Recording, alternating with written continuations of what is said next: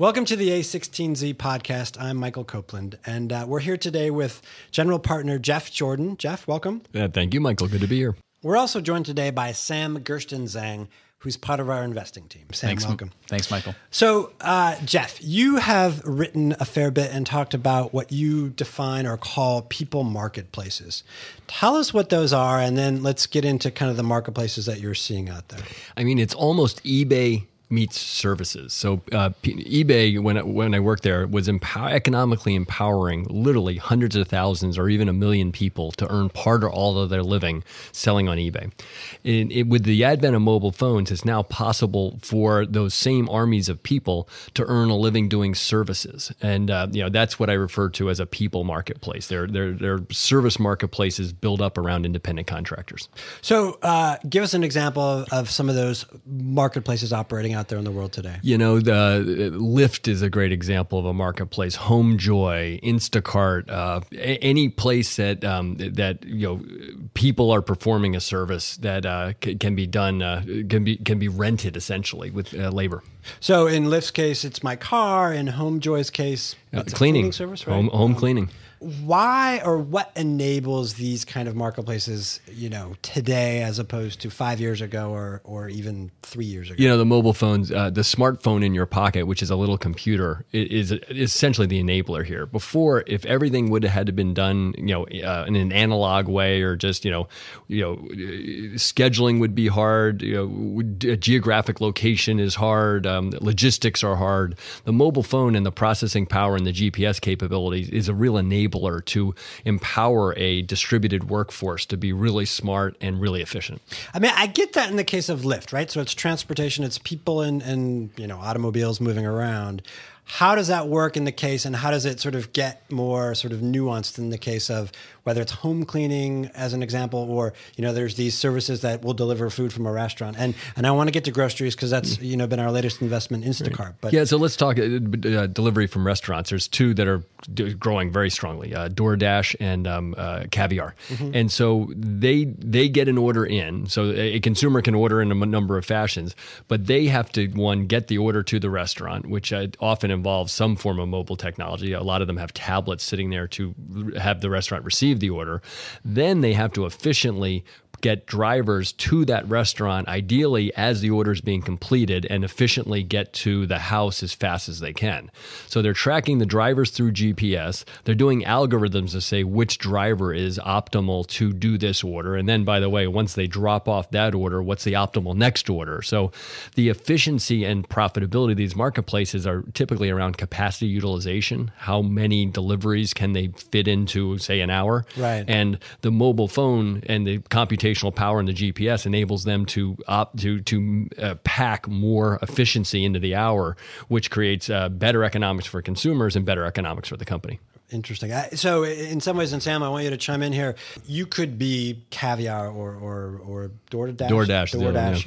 Yeah. And essentially you're operating like FedEx, but without the jet planes, it sounds like. Yeah, without the jet planes and the cars. I mean, the level of logistics behind restaurant delivery, behind the Ubers and Lyfts, it is astonishing how these are large scale logistical systems. And one of the advantages, Sam, that I think we talked about earlier was that we've all bring these supercomputers to the party. It's not like, FedEx or UPS that had to sort of install this infrastructure of technology. Yeah, absolutely. I think that there's sort of this red herring in that we think of it, these services are enabled because we have smartphones, but the interesting part is that each of these drivers on DoorDash or Instacart or elsewhere, they bought a smartphone for themselves to play games or do other things. And now suddenly this becomes this tool that allows them to tap into this network. And it allows them, it's bring your own device, and that creates this marketplace. Right.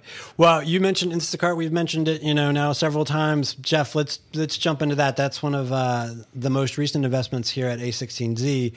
How is it a people marketplace? And describe for us how it works. No, it is interesting. Grocery is one of the last categories standing for the analog, brick and mortar business. Grocery has been almost completely untapped by the digital revolution in commerce. And I want to dig into that. Why do you think that is? Historically, the approach people were taking was to build a parallel supply chain for the grocery business. So take Webvan back in the day. They would build their own warehouse, with their own materials handling technology. They would buy the goods to go into that warehouse, and then they'd fill their trucks on a delivery route and send it out. It's incredibly capital intensive. I believe Webvan, $1.2 billion of investor capital disappeared with the disappearance of Webvan in the day. So it gives you a sense for the asset intensity. Fast forward to today, now you've got this mobile army of underemployed people, because if there was some full employment, this might not be quite as interesting. But the whole employment relationship between the U.S. worker and employers has changed, and there are a lot of people looking for decent paying jobs. You've got a bunch of potential people who want to earn money, all with mobile phones. And so instead of building the parallel supply chains, Instacart's figuring out how to leverage the existing supply chain, the brick and mortar store. So brick and mortar has a lot of disadvantages, but a couple advantages it has. They have strong local brands. I mean, my local supermarket is Bean Keeney's. And they have distributed inventory of the goods that are of interest to the people in that area. So Instacart gets into the grocery business without like Webvan and even like Amazon Fresh, and I want to get to this, without building warehouses, stocking them. Yeah. Some other grocery store does all that. It's basically a virtual approach. The Instacart CapEx, instead of building distribution centers, buying trucks, inventorying them, they literally are buying servers. I mean, that's their CapEx, because the employees bring their own mini computers, the smartphones. They bring their own cars, and the supermarkets are where the warehouses are, quote unquote, as well as the inventory. It's a virtual approach relative to a very expensive centralized physical approach. And why then do the bricks and mortar supermarket chains and or supermarkets, individual ones, why do they want to play along with Instacart? One is they really lack the technology capabilities to build something this sophisticated and this efficient themselves. So we had the same thing at OpenTable. Why doesn't a restaurant build their own reservation system? Well, we had a man century of development into our reservation system. It was pretty good.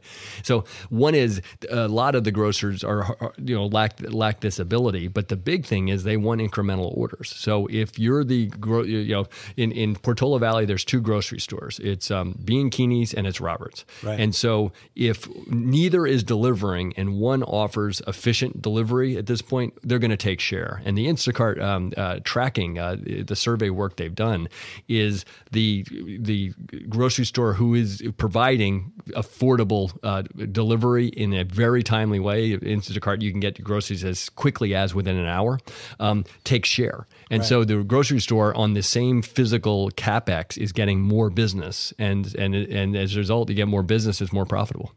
Sam, so we've tried this before with Webvan back in the day, and I think Webvan finally shut down in 2001.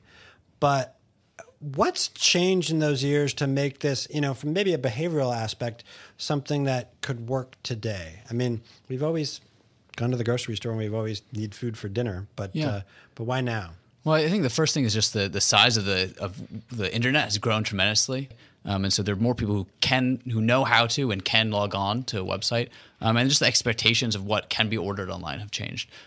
People expect now that they can order anything else, and why not groceries, right? They have, you can order toothpaste to be delivered next week from Amazon, but why can't you have the groceries in your home today? And I think so there's sort of that awareness that has completely changed. And I think so today, less than 1% of the U.S. market have their groceries delivered online. And we think, why can't that be 100%? Right. Jeff, you obviously looked hard at this and other models. And one of the other models is what Amazon is doing with Amazon Fresh. And it's that sort of like, let's build our own. I mean, they have warehouses, right? But parallel supply chain. Yeah. Yeah. What? So in the Instacart model, and I guess more broadly, this sort of virtual model, what efficiencies does it bring specifically that you see? So I'm violating one of my hard and fast rules in this Instacart investment, which is don't compete with Amazon. But this is a kind of a hopefully a not core Amazon business at this point. From the consumers, there's business differences and consumer differences. The business difference is it's capital efficient. I mean, right. Amazon will have to spend billions of dollars to roll out fresh. That means it will be rolled out slowly. You can't drop distribution centers and full of inventory with lots of trucks immediately into a market. Although Amazon can be fast. So one is it's a lot cheaper. Second is the virtual model will provide better service. It will be able to get you groceries in an hour. Amazon right now has a subscription to Fresh, and often you need to schedule grocery deliveries a day in advance into a broad delivery window. Right. Third is operational efficiency. In a centralized model, that food that's going to be delivered at 5 o'clock is possibly being picked at 10 in the morning, stuffed on a truck that in order to make the service efficient needs to make 10 stops along the way. I see. If you're number 10, they're there. Instacart, the person picks it from the store and drives it to your house, just like you would. So there are a set of different benefits, both for the consumer and from the business perspective, that we think creates an interesting opportunity for Instacart. I think also for Instacart, you can have groceries delivered from the Rainbow Co-op in the Mission. You can have groceries delivered from Whole Foods, and so you can shop from merchants and brands you care about rather than sort of Amazon's generic brand, which is also really exciting for consumers. My favorite local supermarket now uses Instacart, Berkeley Bowl. They have a complete unique selection of food. I love to cook, but I swing by Berkeley Bowl when I'm in the East Bay just because I love their selection. So these people marketplaces, we've got groceries, we've got transportation, we've got delivery. How far does this model extend, do you think, Jeff?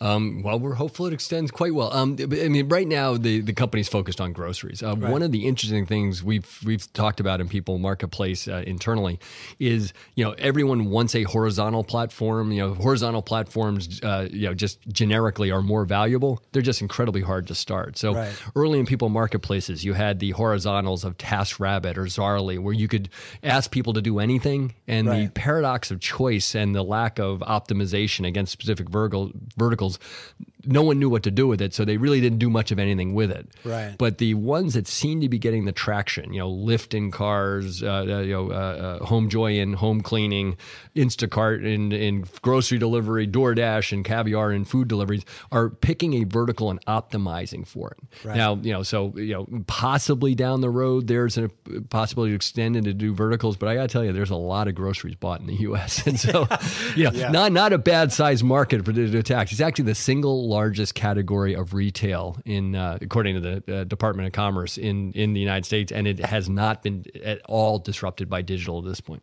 Interesting. Well, my refrigerator awaits online grocery delivery. I'll tell you that. And Jeff, I want to thank you for your time, and Sam, you as well. It's a pleasure.